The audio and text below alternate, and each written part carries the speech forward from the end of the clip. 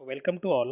Myself, Dixit Estandel, working as a lecturer in Mechanical Engineering Department from Vallabh બુદ્ધિ polytechnic Navsari. તો આજે આપણે strength of material સબ્જેક્ટની અંદર જેનો સબ્જેક્ટ કોડ છે 3331904 તેમાં યુનિટ 2 મોમેન્ટ ઓફ ઇનેશિયાની અંદર આજે આપણે એક એક્ઝામ્પલ સોલ્વ કરીશું. તો એક્ઝામ્પલ જે છે કેલ્ક્યુલેટ ધ મોમેન્ટ ઓફ ઇનેશિયા ઓફ એંગલ સેક્શન. ઓકે, અહીંયા આપણને કે એંગલ સેક્શન એટલે આપણને એલ સેક્શન આપેલો છે જેની લંબાઈ છે 90 mm, ઊંચાઈ છે 90 mm અને 10 mm એની વિડ્થ છે. ઓકે, તો એક એંગલ સેક્શન અહીંયા આપણને આપેલો છે. ઓકે, તો એંગલ સેક્શનની અંદર આ જે માપ છે એ છે 90 mm.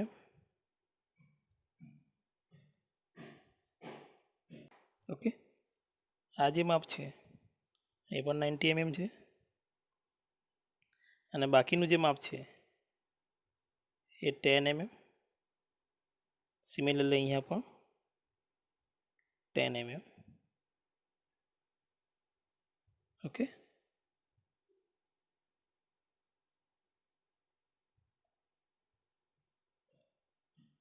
ઓકે, વાત કરીએ તો સ્ટેપ 1ની વાત કરીએ. કોઈ પણ એક્ઝામ્પલ સોલ્વ કરતી વખતે મોમેન્ટમ ઇનેશિયાને તો સ્ટેપની અંદર મેં ડિવાઈડ કરેલા છે 3 સ્ટેપની અંદર આપણે.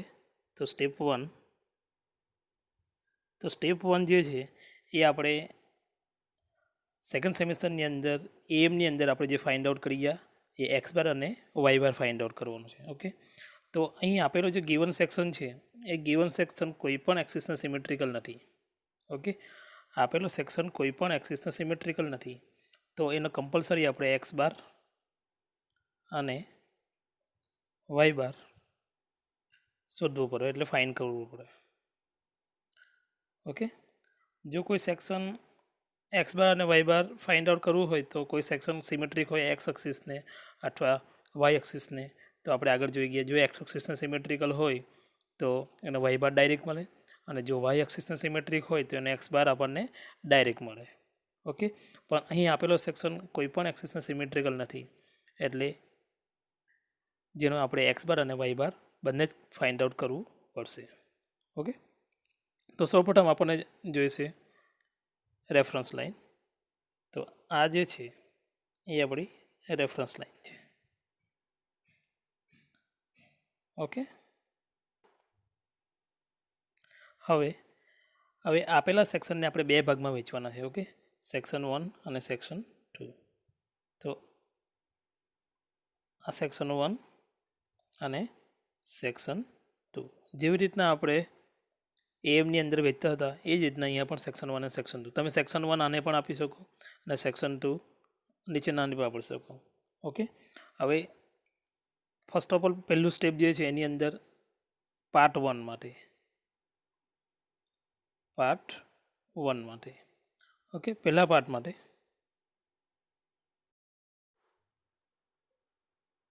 તો એરિયા આપણને આપેલો છે 90 × 10 = 900 mm². હવે આપણે ફાઇન્ડ આઉટ કરીશું x1. ઓકે, તો આપણે x1 કેવી રીતના ફાઇન્ડ આઉટ કરીશું?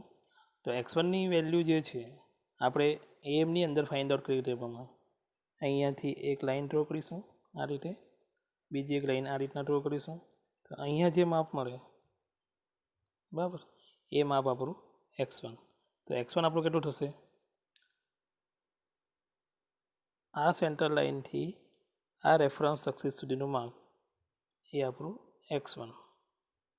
ઓકે, આ સેન્ટર લાઇનથી આ રેફરન્સ એક્સિસ સુધીનું માપ અથવા આ સેન્ટર લાઇનથી રેફરન્સ એક્સિસ સુધીનું માપ એટલે આપણું થશે x1. તો x1 = 90 / 2 = 45 mm. Okay, similarly y1 horizontal reference લાઇનથી અહીંયાના સેન્ટર સુધીનું જે માપ એ આપણને મળશે y1. તો y1 મળશે આપણને y1 ઇઝ ઇક્વલ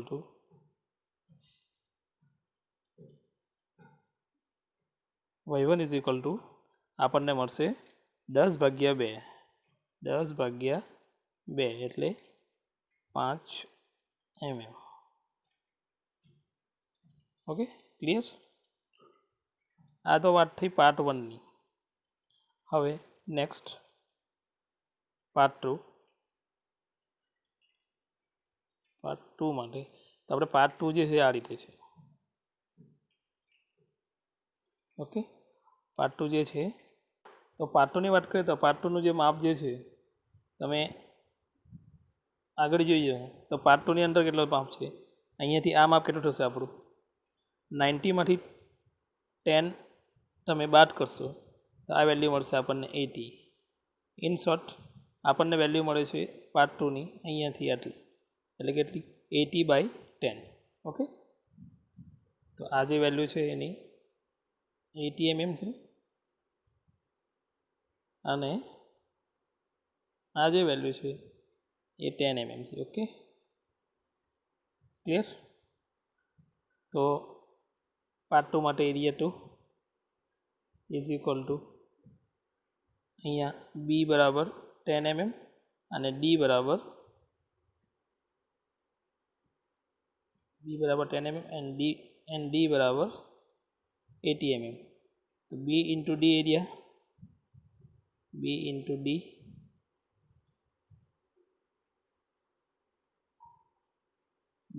એરિયા મળશે આપણને. તો આપણો એરિયા થશે B is equal to 10 mm અને ડી બરાબર 80 mm is equal to 800 mm square.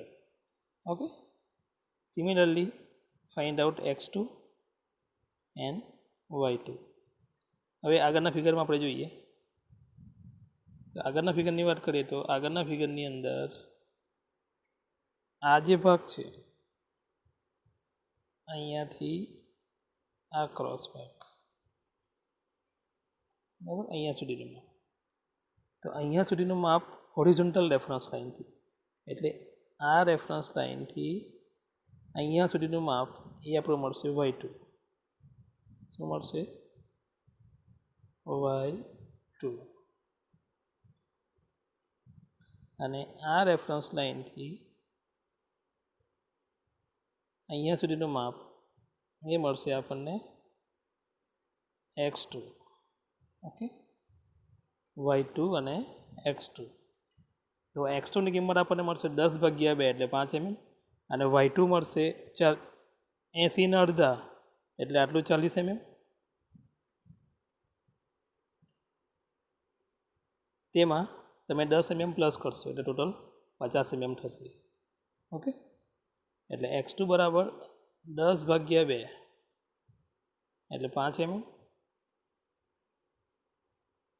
અને y2 બરાબર 80/2 plus 10 is equal two 40 plus 10 is equal two 50 mm.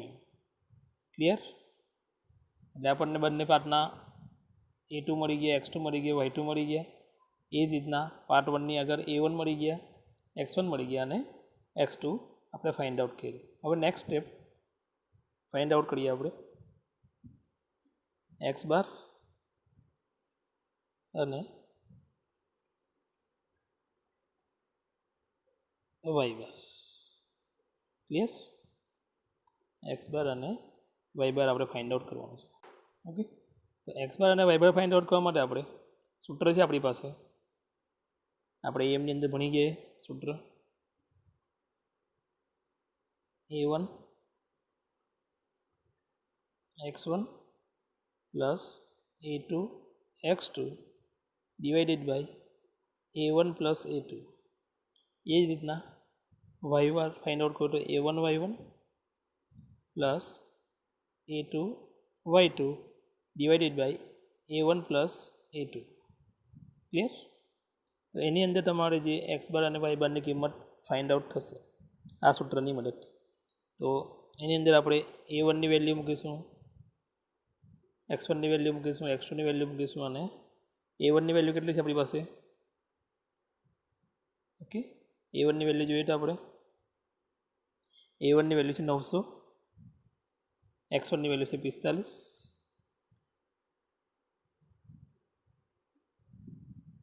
એટલે 900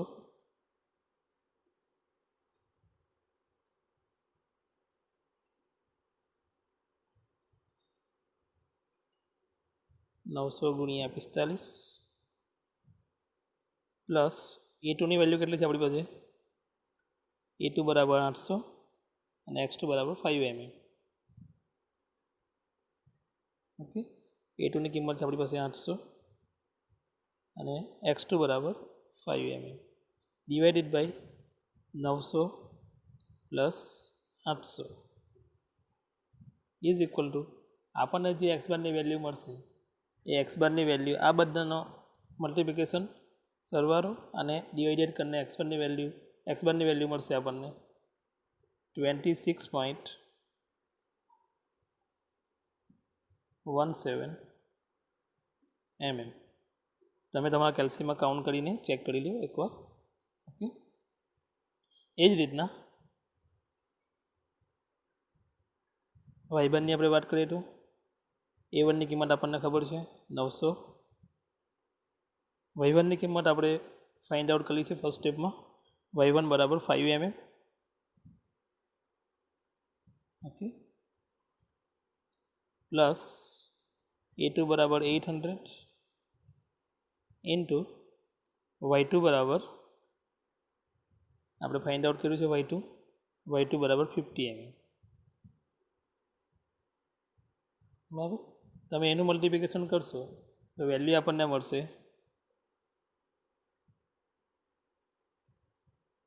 y બારની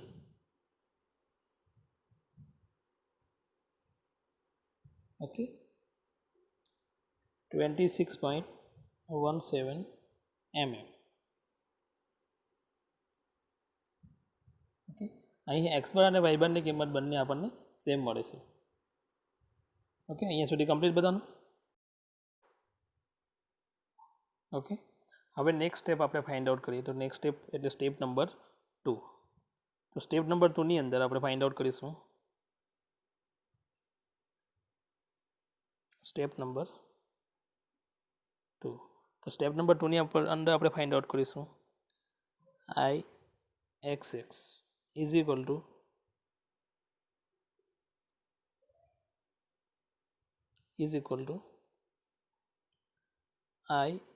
Ixx1 plus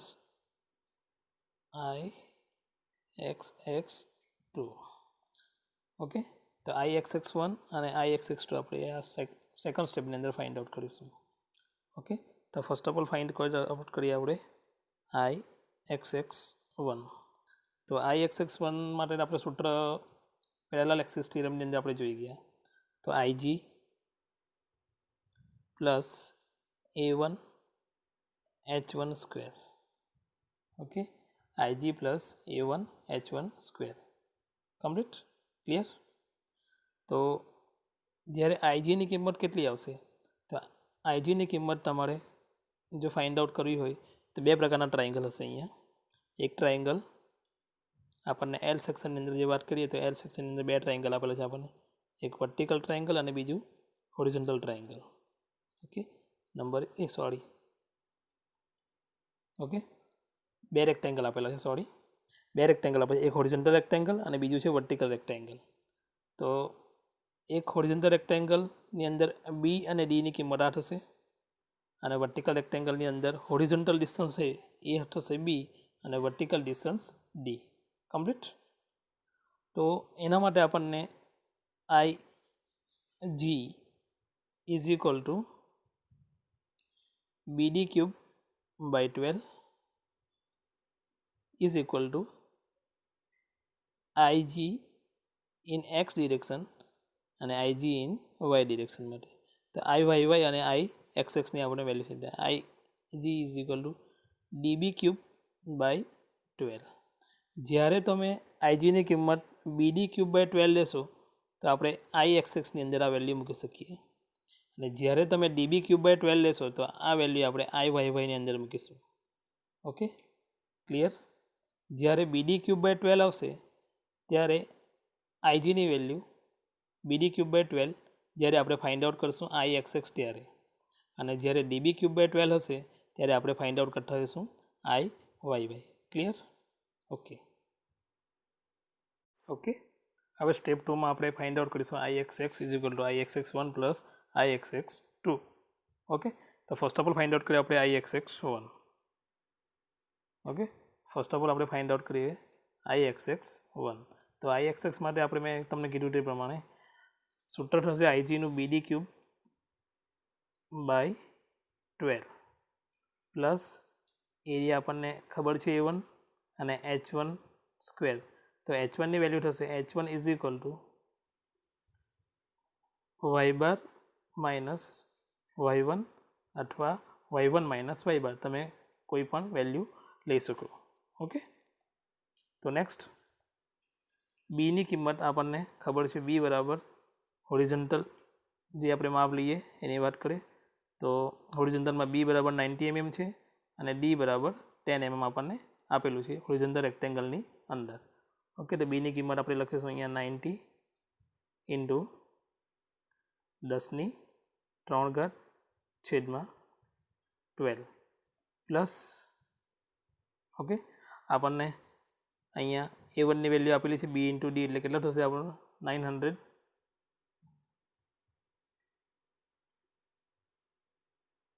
mm square into H1ની value આપણને મળશે વાય બાર માઇનસ y1 અથવા y1 minus y બાર, તમે બેમાંથી કોઈ પણ એક લઈ શકો. અહીં મેં y બાર માઇનસ y1 લીધું છે એટલે કે y બારની કિંમત આપણી પાસે છે 26.17 માઇનસ y1ની કિંમત આપણી પાસે છે 5 mm. ઓકે, કેટલી છે 5 mm એનો વર્ગ, એટલે આપણને જે વેલ્યુ મળશે અહીંયા આની કિંમત આપણને મળશે 7500 પ્લસ આનું જે મલ્ટિપ્લિકેશન આપણને મળશે 403.35 ઇન્ટુ 10^3. ઓકે, તો આ બંને જે સરવાળો આપણને મળશે એ મળશે 410.85 ગુણ્યા 10^3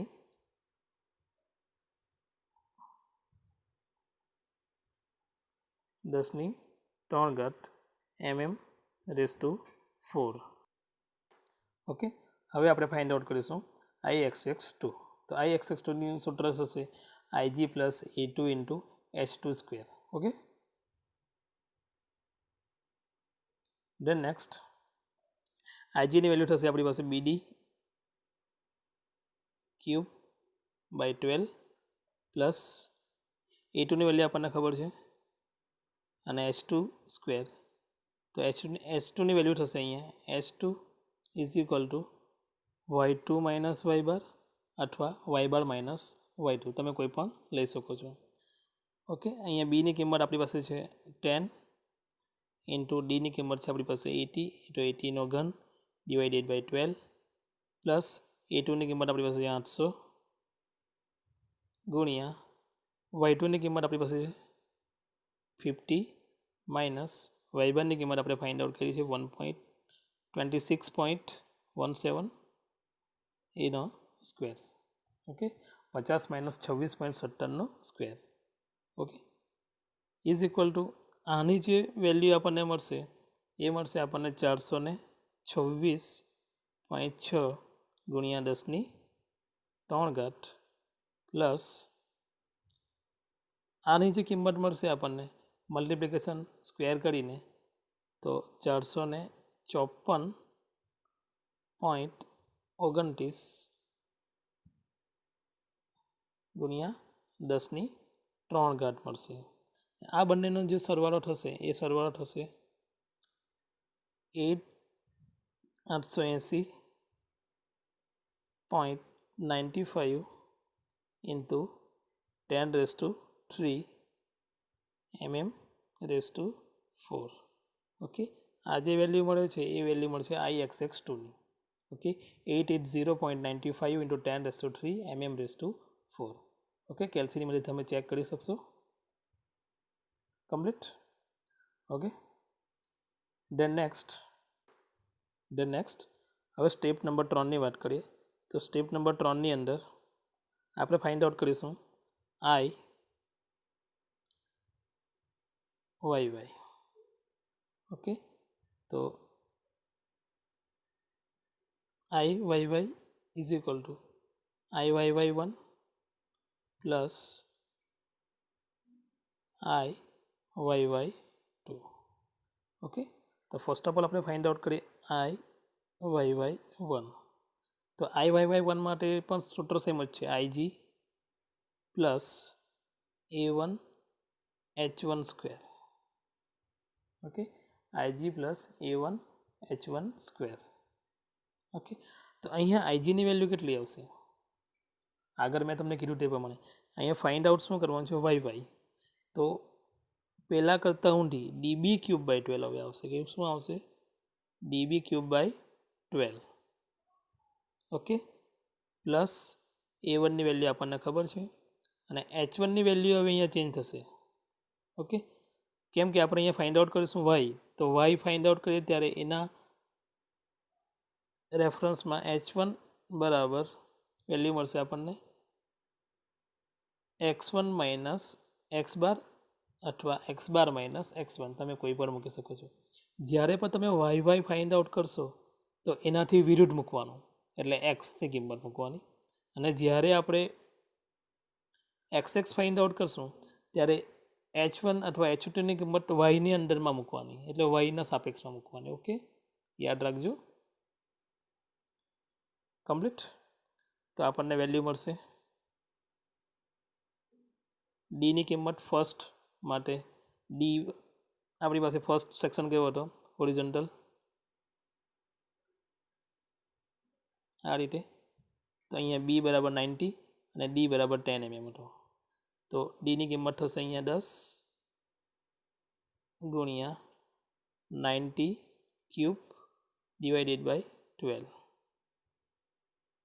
ઓકે, પ્લસ A1ની વેલ્યુ આપણને ખબર છે 900 ગુણ્યા x1ની વેલ્યુ આપણને ખબર છે 55, તમે આગળ ગણી ગયા તે પ્રમાણે. અને x બારની વેલ્યુ આપણે ફાઇન્ડ આઉટ કરીએ 26.17 એનો વર્ગ. ઓકે, તો એનો જે ફાઇનલ આન્સર આવે છે IYY1નો આન્સર ફાઇનલ એ મળશે આપણને 926.61 ગુણ્યા 10⁻³ mm⁴. ઓકે, એટલે IYY ફાઇન્ડ આઉટ થઈ જશે. સૂત્ર છે IG પ્લસ A1H1². હવે નેક્સ્ટ સ્ટેપ IYY2. તો IYY2 જ્યારે આપણે ફાઇન્ડ આઉટ કરીએ સૂત્ર કોમન, IG પ્લસ હવે 2 છે તો A2 અને H2. ઓકે, અહીંયા H2ની વેલ્યુ થશે x બાર માઇનસ x2 અથવા x2 માઇનસ x બાર, તમે કોઈ પણ લઈ શકો છો. ઓકે, અહીંયા DB³/12 plus A2 and H2. અહીંયા સેક્શન કયો હતો આપણી પાસે? વર્ટિકલ સેક્શન હતો. વર્ટિકલ સેક્શનમાં B બરાબર 10 અને D બરાબર 80. ઓકે, તો અહીંયા થશે 80 ગુણ્યા 10³ ડિવાઇડેડ બાય 12 પ્લસ A2ની કિંમત આપણી પાસે છે 800 ગુણ્યા H2ની કિંમત આપણી પાસે છે H2 બરાબર કેટલા થશે અહીંયા? ઓકે, H2 બરાબરની વેલ્યુ આપણને મળશે અહીંયા એક્સ બારની કિંમત 26 પોઈન્ટ ઓકે એક્સ બારની કિંમત 26.17 છે અને x2ની કિંમત આપણી પાસે છે 5 એનો વર્ગ. ઓકે, તો આનો જે ફાઇનલ આન્સર આપણને મળશે IYY2 નો એ મળશે આપણને 365.20 into 10⁻³ mm⁻⁴. Okay, IYY2 365.20 into 10⁻³ mm⁻⁴ એટલે 365.20 × 10⁻³ થશે. Okay, complete. હવે આપણે ફાઇન્ડ આઉટ કરીશું IXX is equal to IXX1 plus IXX2. તો આપણે આગળ ફાઇન્ડ આઉટ કરી દીધા પ્રમાણે IXX1ની કિંમત અને IXX2ની કિંમત. તો IXX1ની કિંમત છે આપણી પાસે 410.85 ગુણ્યા 10⁻³ પ્લસ 880.95 ગુણ્યા 10⁻³. ઓકે, તો આ બંનેનું સમેશન કરીએ આપણે તો 410.85 ગુણ્યા 10⁻³ પ્લસ 880.95 ગુણ્યા 10⁻³ એ બંનેનું સમેશન આપણને મળશે 1.29. ઓકે, વેલ્યુ મળશે આપણને 1.29 into 10⁻⁶ mm⁻⁴. સિમિલરલી આપણે ફાઇન્ડ આઉટ કરીશું IYY is equal to IYY1 plus IYY2 is equal to IYY1 અને IYY2ની કિંમત આપણને ખબર છે જે આપણે ફાઇન્ડ આઉટ કરી 926.61 into 10⁻³ plus 365.20 into 10⁻³. હવે આ બંનેનો જે સરવાળો થશે એ પણ થશે 1.29 into 10⁻⁶ mm⁻⁴. ઓકે, તો આપણને IYYની કિંમત અને IXXની કિંમત બંને આપણે ફાઇન્ડ આઉટ કરી છે. ઓકે, તો અહીંયા આપણો પ્રોબ્લેમ સોલ્વ થાય છે. Thank you.